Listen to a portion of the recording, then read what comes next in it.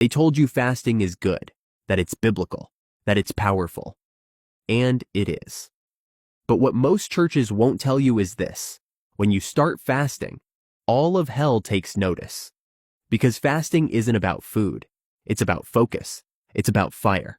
It's about surrendering your flesh to reawaken your spirit. It doesn't just move God, it exposes you.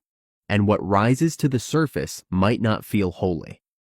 When you start fasting, you'll feel weak, but that's the point, because your flesh has been loud for too long.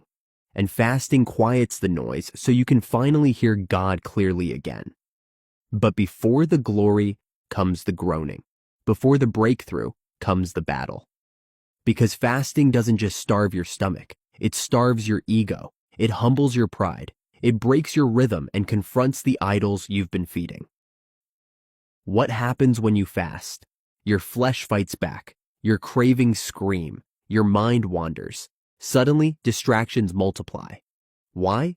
Because your flesh doesn't want to die. Hidden things rise. Fasting is a spotlight. It shows you what's been hiding in the corners. Bitterness, lust, fear, doubt.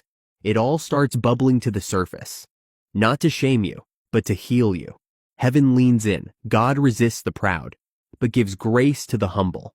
And fasting is humility in action. When you fast, God doesn't just see your hunger, He hears your heart. But that's not all. Spiritual sensitivity increases. The word hits deeper. Worship feels heavier. Discernment sharpens. You start to notice what grieves the spirit, because the static has been cleared. Breakthrough begins, not always in fireworks, sometimes in whispers, in alignment, in revelation, in chains breaking quietly beneath the surface. Some demons, Jesus said, only come out by prayer and fasting. Mark 9:29. That thing you've been wrestling with for years, that addiction, that fear, that stronghold, it might not fall until you fast. But here's the warning. Fasting without prayer is just a diet. Fasting without repentance is just hunger. Fasting without surrender won't change anything. But when you fast in faith, when you fast with purpose, when you fast for Him, everything shifts. So why don't more churches talk about this? Because fasting is uncomfortable, it's costly. It doesn't build crowds, it breaks them. But fasting doesn't feed fans, it fuels followers. You want to go deeper? Fast. You want heaven to move? Fast. You want the old to die and the new to rise?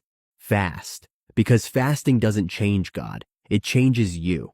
And when you finally get emptied of you, you make room to be filled with Him.